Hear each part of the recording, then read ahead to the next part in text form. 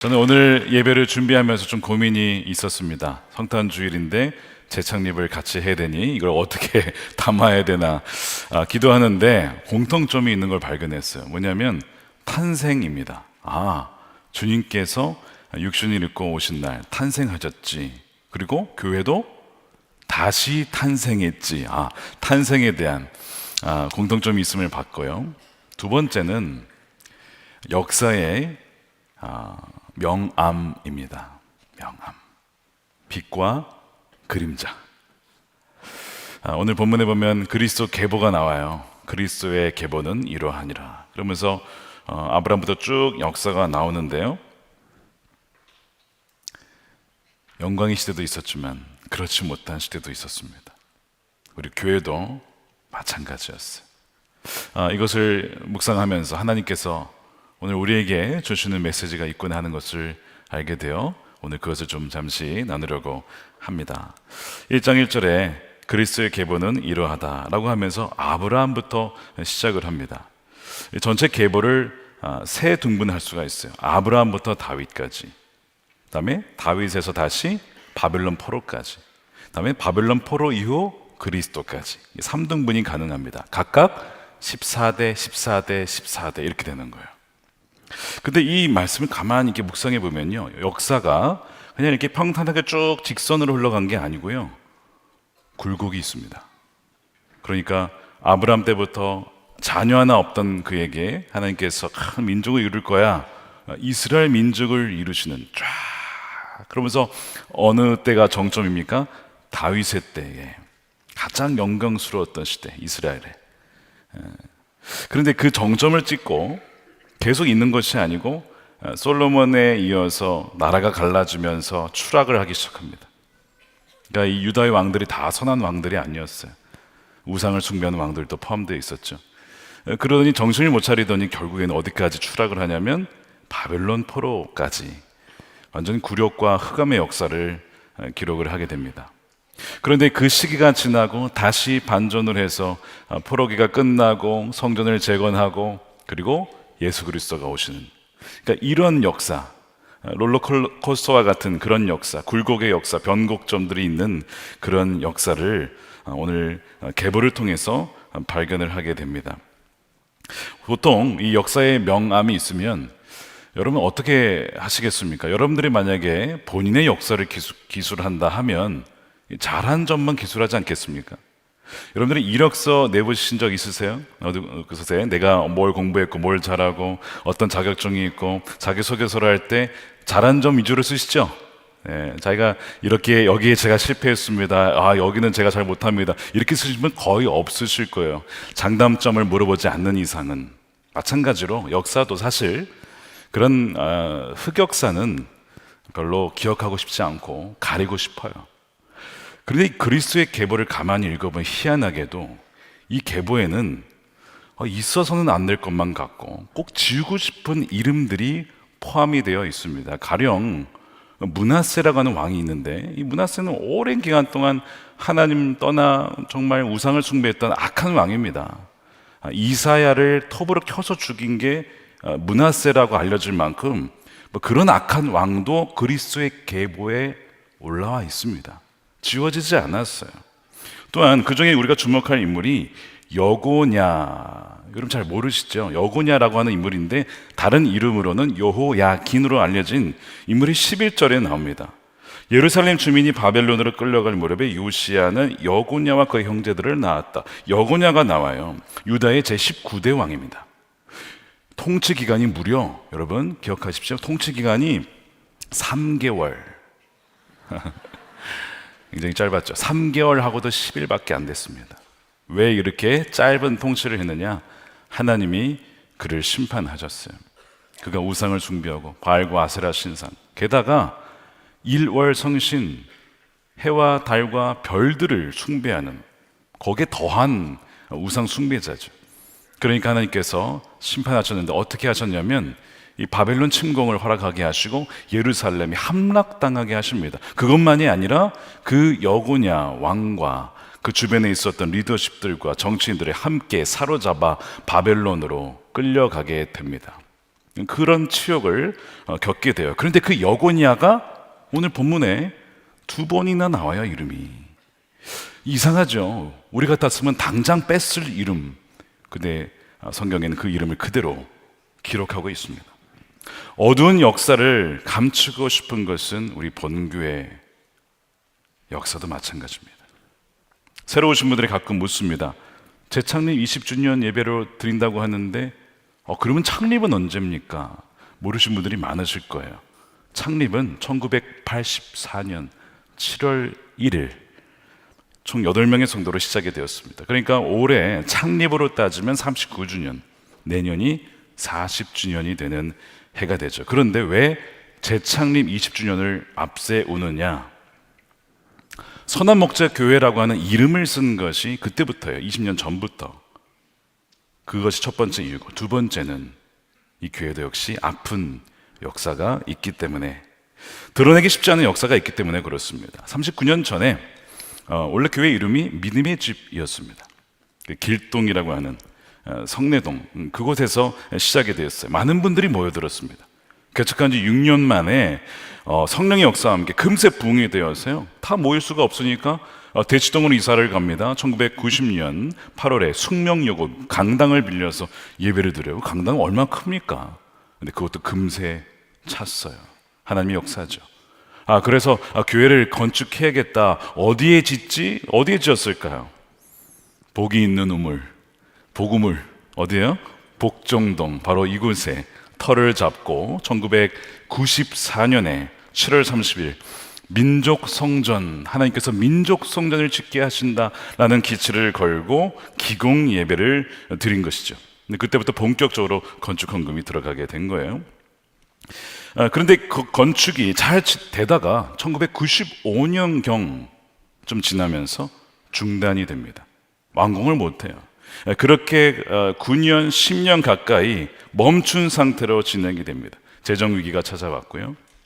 리더십의 위기가 찾아와서 담임 목사가 없는 기간 수개월을 보내야 했습니다. 많은 갈등과 아픔과 그 어두웠던 역사의 그 터널을 지나가게 돼요. 그러다가 2003년 11월 16일에 무슨 일이 벌어진지 아십니까? 유기성 원로 목사님이 담임 목사로 부임을 하시게 됐습니다. 그리고 그 다음 달 2003년 12월 28일에 6층에서, 그때 본당은 완공이 안 됐습니다. 6층 글로리 홀에서 재창립 예배를 드리게 된 거예요. 저도 그때 갓 이제 들어온 사역자였기 때문에 함께 6층에서 예배를 드렸던 그때가 지금도 생생하게 기억이 납니다. 우리 교회도 부흥하고 참 귀하게 쓰임받았던 때가 있었고, 한없이 초락하며 정말 이제는 끝이구나 싶었던 때도 있었고, 재창립 이후에 다시 하나님께서 은혜를 주셔 쫙 올라가는, 그러니까 이스라엘 역사와 상당히 비슷한 그런 역사를 우리 교회도 그렇게 보내왔습니다. 사실 감추고 싶었던 역사였기에 창립이란 말을 못 쓰고 재창립 20주년 이렇게 불러왔는데, 오늘 그를 함께 이 말씀을 통해서 드러내고 하나님의 크신 뜻을 함께 우리가 묵상해야겠다라는 마음에 같이 그 부분을 나누고 있는 것입니다. 오늘 본문에 보면 하나님은 성경의 그리스도의 계보에 이 흑역사를 그대로 기록하게 하셨어요. 왜냐? 묻다 보니까 우리 인간은 참 하나님께 신실하지 못하지만 하나님은 신실하시다. 죄에 반복해서 넘어지고 실패하는 인간이지만 하나님은 항상 오르시고, 하나님은 그런 죄인을 버리지 아니하시고 그 죄인을 회복시키셔서 하나님의 나라가 하늘에서 이루어진 것처럼 이 땅에서도 이루어질 수 있도록, 그 어떤 그것을 막을 수 없다라는 것을 보여주기 위해서 오늘 이것을 다 그대로 기록하신 것이죠. 하나님께서는 사람을 쓰십니다. 그러나 사람은 연약하기 때문에 넘어져요. 그 하나님 나라를 완성하신 분은 바로 하나님이시고, 하나님이 약속하셨기 때문에 그 약속을 반드시 이루시는 분, 성취하시는 분이라는 것이죠. 오늘 11절에 보면 예루살렘 주민이 바벨론으로 끌려갈 무렵에 여호시아가 금방 죽습니다. 전쟁에서. 죽기 전에 여고냐와 그의 형제들은 나왔다는 거예요. 그리고 12절에 보면 여고냐는 이제 왕에서 폐위가 되고 바벨론으로 끌려가게 되죠. 굴욕적인 역사입니다. 많은 사람들이 생각하기에 이제는 이스라엘은 끝났다, 이제는 그 하나님의 약속도 취소가 되었다라고 생각을 했을 겁니다. 그런데 오늘 말씀을 보면 그리스도의 계보가 여고냐로 끝납니까? 여고냐로 이제 끝이야, 아예 취소해, 내가 했던 말 취소해 라고 하지 않고, 많은 사람들이 다 이제는 희망이 없다, 망했다, 끝이구나 할 그때에도 여전히 하나님은 하나님의 약속을 이루고 계셨고, 하나님은 여전히 보이지 않는 곳에서 일하고 계셨다는 것을 보여줘요. 아니, 오늘 본문에 어디에 그게 있나요? 12절에 나와 있습니다. 예루살렘 주민이 바벨론으로 끌려간 뒤에, 이 끝난 거 아닙니까 다? 여고냐는 스알디엘을 낳고 스알디엘은 수룹바벨을 낳고, 아니 이게 무슨 하나님의 역사입니까? 요즘엔 자녀 낳는 것도 큰 역사인 거 아시죠, 여러분? 너무 우리가 나라가 지금 저출생 위기입니다. 국가 전망이 지금 걸려 있어요. 낳는 건 굉장히 역사인데 여기에 무슨 여고냐가 자녀를 낳은 게 뭐 하나님의 큰 역사입니까? 이런 생각이 들 수 있어요. 근데 하나님의 역사예요. 왜냐? 이 바벨론 감옥에 이 여고냐가 갇혀서 37년을 복역을 합니다. 근데 갑자기 그 감옥에서 풀려나요. 누가 풀어주냐면 바벨론의 왕 에윌므로닥이 그를 풀어줍니다. 그게 주전 562년경이에요. 그 이후에 왕은 놀랍게도 이 여고냐를 굉장히 대우해 줍니다. 다른 왕들보다 훨씬 높은 지위에 대우해 주고요. 그 다음에 그와 함께 바벨론 왕이 함께 식사를 합니다. 남은 여세 동안. 또한 그에게 필요한 모든 것들을 바벨론 왕이 공급을 해줘요. 너무나 다른 지금 반전이 일어나죠. 이렇게 너무 다르잖아요. 이렇게 도대체 이게 지금 왜 이러냐, 도대체 무슨 일이 벌어진 거냐. 그냥 역사를 봤을 때는 아무런 그거 없어요. 그럼 도대체 왜 이렇게 됐을까? 설명할 수 있는 것이 단 하나가 있어요. 단 하나. 사무엘하 7장에 보면요, 하나님이 다윗과 약속하신 것이 있어요. 다윗 언약이라고 부릅니다. 거기에 이렇게 약속을 하셨어요. 7장 16절에 내 집과 내 나라가 내 앞에서 영원히 이어갈 것이며 내 왕위가 영원히 튼튼하게 서 있을 것이다. 다윗과 약속하신 거야. 하나님이 너의 후손은 영원히 이어질 거야. 오실 메시아 예수 그리스도 영원한 왕 주님을 약속하시면서 하신 말씀인데, 그것만이 아니고 실제로 유다의 왕들이 계속 이어질 것이다라고 하신 말씀이거든요. 비록 하나님은 여고냐가 악한 왕이었기 때문에 그를 징계하셨어요. 그런데 완전히 그를 버리진 않으셨습니다. 그는 여전히 다윗의 후손이었어요. 어둠과 흑 역사 속에서도 하나님 집과 그 나라가 영원히 이어질 것이라는 하나님이 그 다윗과의 약속은 여전히 유효한 상태였던 것이죠. 그래서 여고냐가 37년간 감옥에 갇혀 있었고 그 이후에 석방이 되면서 알게 된 것은 하나님의 은혜가 다 이제 메말라나 보다, 이제는 내가 죄로 말미암아 하나님 나를 버리셨나 보다 싶을 그때에도 하나님의 자비의 강물은 메마르지 않고 오히려 풍성하게 그의 삶 가운데 흘러가고 있었던 것이죠. 그래서 여고냐의 후손이 이어지게 되는 거예요. 여고냐가 자녀를 낳는 것이 그냥 애를 낳았다가 아니고 다윗의 가문이 이어진다는 뜻입니다. 그래서 여고냐가 바벨론에서 자녀를 낳아요. 12절에 여고냐는 스알디엘을 낳고 스알디엘은 수룹바벨을 낳고, 여고냐의 손자가 이 수룹바벨이죠. 이제 수룹바벨이 누구죠? 바벨론 포로기가 끝나고 다시 귀환을 할 때 1차 그 백성들을 다 이끌고 왔던 지도자, 그 사람이 수룹바벨입니다. 여고냐의 손자 수룹바벨은 존경받는 지도자였습니다. 그리고 그가 돌아와서 한 일이 무엇인가? 바로 무엇이냐면 성전을 재건하게 되는 거예요. 유다의 총독이 되어서 성전을 재건을 하게 됩니다. 여고냐의 죄는 굉장히 컸지만 하나님의 자비와 긍휼은 그가 회개하고 그가 주님 앞에 엎드렸을 때 비교 없이 그 모든 죄를 다 덮고도 남을 만한 하나님의 풍성하신 자비가 있었던 것이죠. 여러분 혹시 실패하셨습니까? 이제는 하나님께서 나를 떠나셨나 보다 싶은 생각이 드는 분 계십니까? 여러분의 죄를 고백하고 주님 앞에 나아갈 때 하나님은 우리를 버리지 아니하시고 우리의 삶을 회복시키시는 분이십니다. 제가 생각나는 구절이 하나 있었어요. 로마서 5장 15절 말씀인데 우리 함께 읽어보겠습니다. 한 사람의 범죄로 많은 사람이 죽었으나 하나님의 은혜와 예수 그리스도의 한 사람의 은혜로 말미암은 선물은 많은 사람에게 더욱더 넘쳐나게 되었습니다. 한 사람은 아담을 말하죠. 아담의 범죄로 모든 인류가 다 범죄하게 되었는데 한 사람 예수 그리스도의 은혜로 말미암아 많은 사람에게 그 은혜, 죄를 덮고도 나올 만한 은혜는 더 풍성하게 넘치게 되었다라는 말씀이 바로 이 여곤야에게도 적용이 되고 또 누구에게? 저와 여러분에게 또한 이 교회에도 적용이 되는 거예요. 물론 하나님 공의의 하나님이십니다. 그래서 여러분 죄를 그냥 넘어가지는 않으세요. 대가를 치르게 하십니다. 그러니까 여러분 죄 짓는 것을 두려워해야 됩니다. 무서워할 줄 알아야 돼요. 여러분 죄 짓는 것은 결코 그냥 넘어가지 않습니다.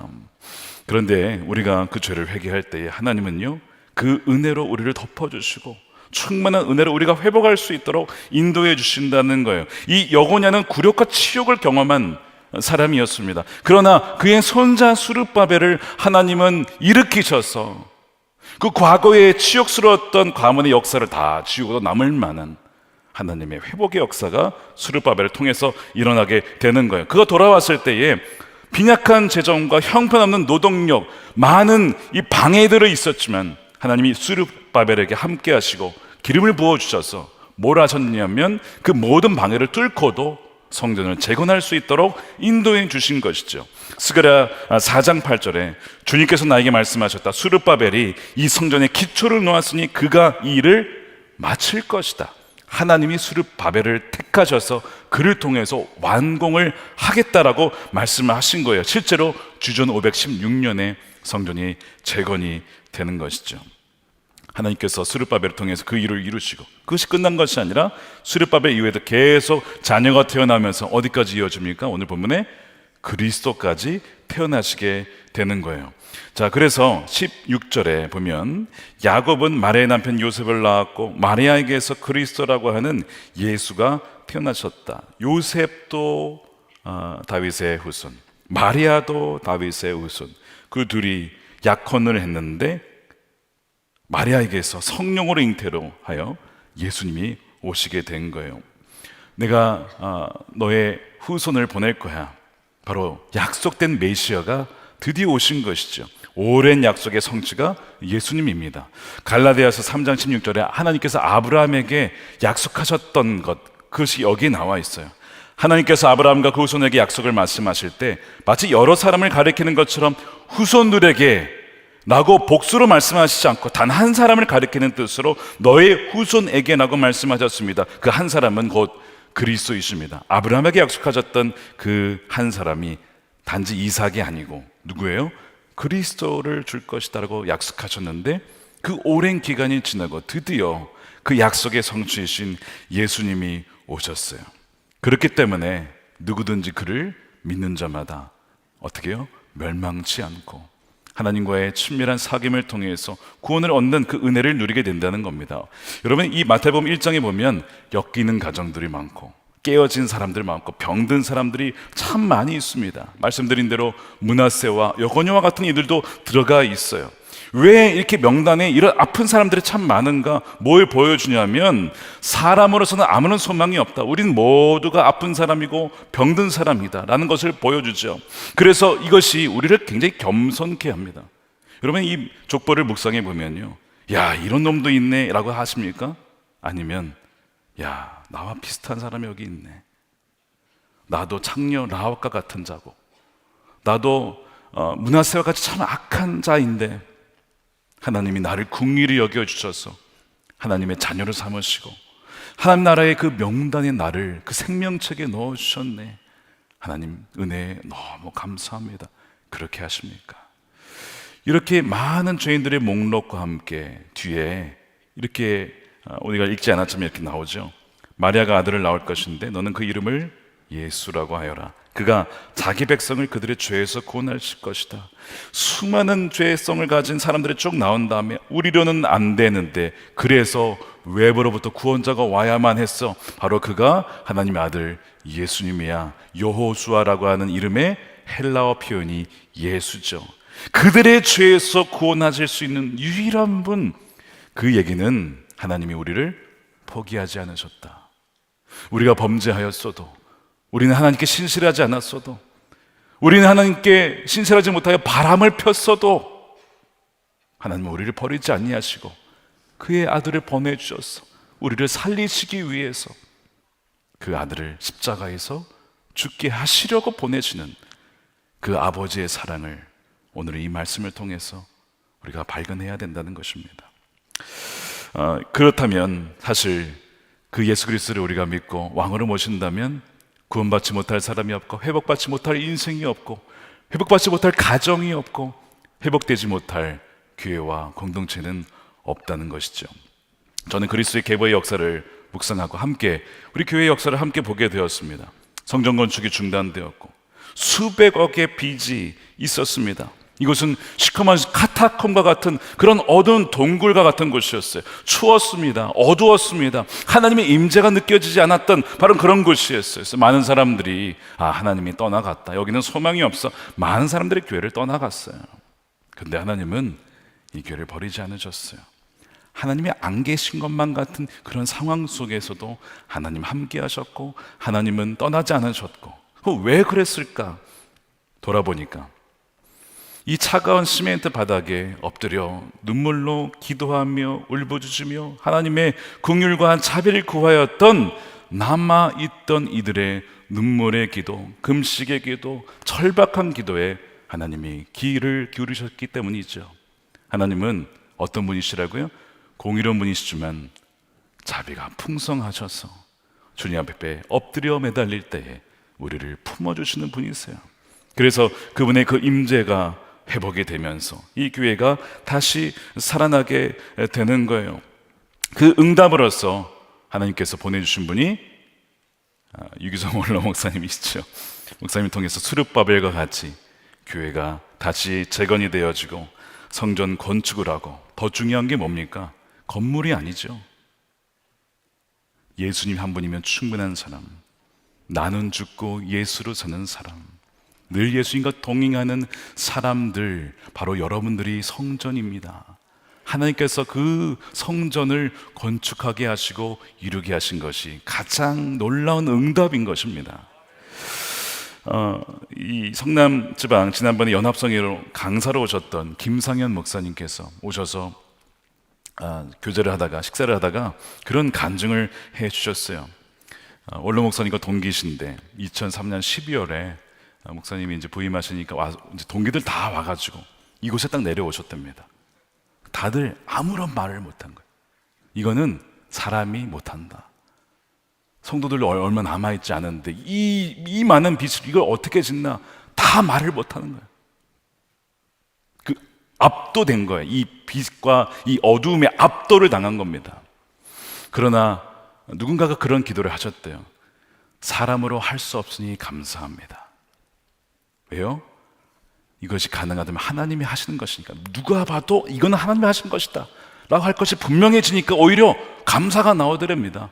그러면서 김성현 목사님 이렇게 기도를 하셨대요. 하나님, 지금은 텅 빈 성전 같지만 하나님께서 하나님 백성들을 불러 모아 주셔서 저 멀리서부터 이 교회 언덕에 마치 보슬의 양떼들이 다 밀려오는 것처럼 그렇게 양떼들을 보내주십시오라고 기도를 하셨대요. 근데 그 말씀이 미가서 2장 12절 말씀입니다.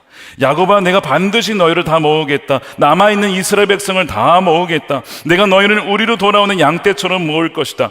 양떼 가득 찬 초장과 같이, 보스라 양떼와 같이 너희의 땅이 다시 백성으로 가득 찰 것이다. 이 약속의 말씀 붙잡고 기도한 것입니다. 그것이 20년 전이라고요. 여러분 보십시오. 하나님 어떻게 하셨습니까? 그 말씀에 넘치도록 역사하셨잖아요. 넘치도록.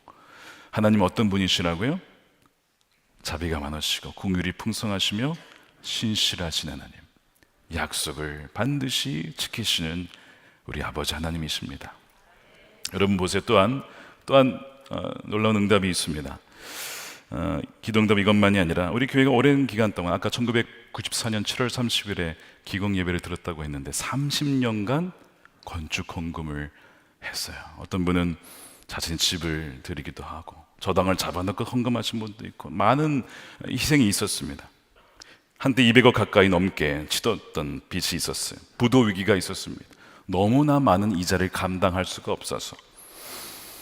그런데 2024년 올해 이번 달 12월 우리가 재창립 20주년을 맞이하는 바로 이 12월에 모든 건축 부채를 다 상환했습니다.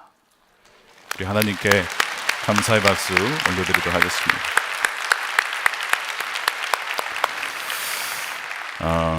잠언 22장 7절에 빚지면 빚쟁이의 종이 된다고 했는데 부채의 노예에서 하나님께서 자유하게 하셨고, 아까 이상부의 원로 목사님 오셨는데요, 그런 농담을 하셨어요. 자기는 20년 동안 갚으려고 해도 못 갚았는데 1년 만에 다 갚으셨다고. 다 우리 목사님과 함께 우리 성도님들이 하나님께 매달리며 기도하며 헌신한 바로 결과죠. 너무나 감사합니다. 또한 감사한 것은 아까 말씀드린 대로 하나님께서 이 교회를 정말 건물보다 우리 성도를 주님께 내어드릴 수 있는, 자랑할 수 있는 그런 교회가 되게 해달라고 기도를 했는데 바로 그런 교회를 하나님이 이루어가고 계세요. 저희 교회 사랑부 한 가정 이야기를 제가 허락을 받고 나누고 마치려고 합니다. 학생 중에 지적장애를 가진 13세 하은이라고 하는 여학생이 있습니다. 작년 말에 우리 교회 사랑부에 등록을 했습니다. 이 사랑부의 한 어머님께서 이 학생의 아버지가 한 장애인 치료센터에서 홀로 딸을 그렇게 케어하는 것을 보면서 안타까운 마음에 우리 교회에 사랑부가 있으니 한번 와보세요라고 초청을 한 겁니다. 그래서 이 한이와 아버지가 오게 되신 것이죠. 근데 왔을 때 이 부모님의 상황 썩 좋지가 않았어요. 부모님은 이 장애와 자녀를 돌보는 어려움, 여러분 이해가 되시고 상상이 되십니까? 그 어려움으로 인한 부부간의 갈등, 많은 여러 가지 상황 때문에 이혼을 한 상태였습니다. 이 아버지는 이 하은이를 버리지 않고 이 아이를 끝까지 케어하기 위해서 열심히 노력했지만 지방 출장이 많다 보니까 이 아이를 제대로 돌보기가 참 쉽지가 않았어요. 그래서 본교회 예수마을 학교라고 토요일에 아이들과 함께하며 밥도 같이 먹고 하는 우리 선생님들과 함께하는 시간들이 있어요. 그리고 교회에 우리 학부모 기도팀이 있고 여러 가지 교회 사역들에 통해서 이 아버지와 이 하은이를 섬기게 된 것이죠. 돌보게 된 거예요. 이 가정을 위해서 참 많은 기도를 했다고 합니다. 1년이 지나면서 이 하은이의 표정과 얼굴이 밝아지기 시작했다고 합니다. 너무나 아이가 변하니까 아버지가 봐도 느낄 정도로, 그래서 참 너무나 감사하다라고 이런 표현도 해 주셨어요. 근데 얼마 전부터 하은이 어머니가 아버지 대신에 사랑부 예배에 나오기 시작하셨고 오기도 하셨고, 지난 9월에 장애인 주일에는 하은이가 참여하는 이 사부 예배에 엄마도 함께 오셨습니다. 그러니까 부모님이 조금씩 관계가 호전되는 것 같다라고 하는 그런 사인들이 있었어요. 근데 갑자기 어느 날 아버님으로부터 한 선생님에게 연락이 왔습니다. 하은이한테 참 기쁜 소식인데요, 온 가족이 다시 같이 한 집에서 살 것 같습니다. 기도해 주신 덕에 하은이 가족이 다시 결합합니다. 이런 소식이 온 거예요. 얼마나 감사한지.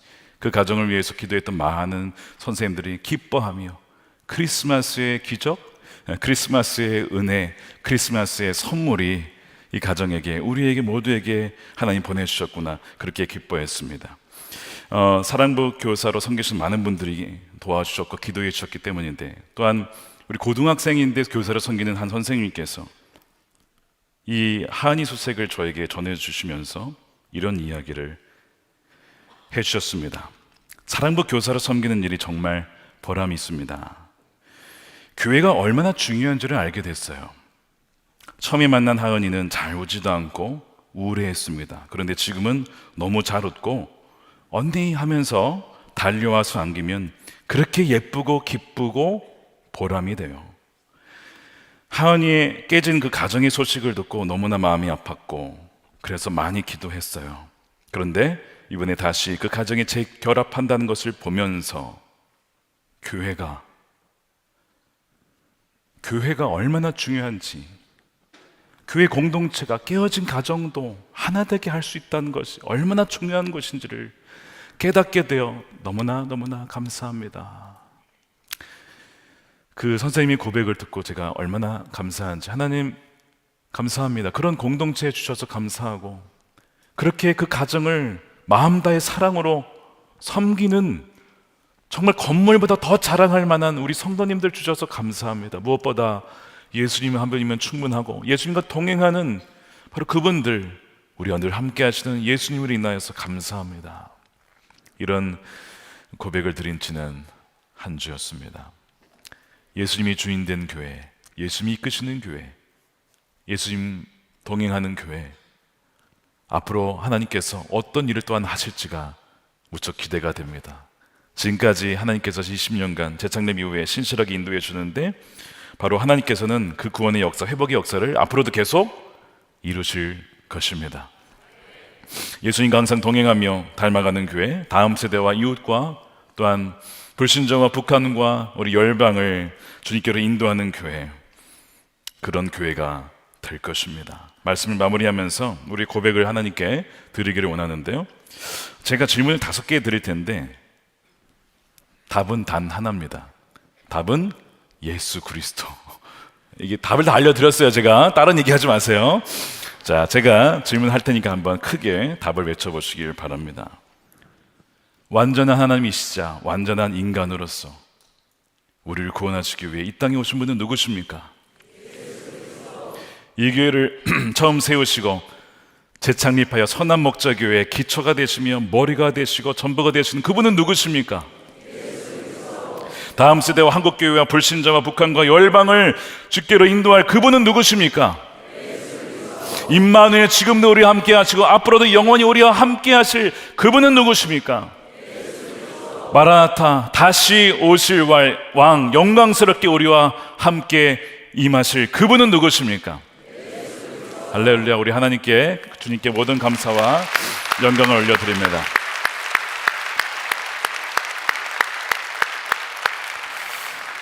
우리 이 시간 함께 기도하겠습니다. 우리 2가지 감사 기도와 함께 간구했으면 좋겠는데, 하나는 하나님 독생자 아들 예수 그리스도 보내주셔서 감사합니다. 가장 고귀한 선물 예수 그리스도. 2번째로 감사할 것은 선한 목자교회 세워주시고 또 20년 전에 재창립하여 주셔서 예수님이면 충분하고 나는 죽고 예수로 살아가는 교회, 그러한 성도들 세워주셔서 너무나 감사합니다. 마지막 간구할 때 지금까지도 신실하게 역사해 주셨는데 앞으로 10년, 20년, 30년, 아니 주님이 다시 오시는 그날까지 이 교회가 오직 주님께만 기쁨이 되고 영광이 되는 교회가 되게 하여 주시옵소서. 우리 함께 통성으로 기도하도록 하겠습니다. 하나님 아버지 감사합니다. 주의 크신 대로 주님을 찬양하며 아버지는 주님을 찬양을 올려드리니 모든 감사 영광을 주님께 올려드립니다. 하나님 아버지 다 주님이 하셨습니다. 하나님이 가졌습니다. 오 주님 그 영광을 받아 주시옵소서. 하나님을 이루어 주시옵소서. 지금까지 아버지 하나님 선하게 이끌어 주셨습니다. 우리의 약함과 실패와 신실하지 못함에도 불구하고 떠나지 아니하시고 우리와 영원히 함께 하시며 우리를 구원하기 위해 모든 약속의 성취로 예수를 보내주시며 감사하며 앞으로도 우리와 동행하실 주님 감사하며 기대하며 나아가오니 역사하여 주시옵소서. 아버지 하나님의 크신 은혜 감사합니다. 주님, 우리는 너무나 연약하고 실패하고 신실하지 못함에도 불구하고 우리를 버리지 아니하시고 포기하지 아니하시고 요고냐에게 함께하여 주셔서 그의 손자를 통하여서 또한 재건케 하시는 놀라운 구원의 회복의 은혜를 허락해 주신 하나님, 우리에게도 놀라운 그 은혜를 주심에 감사를 드립니다.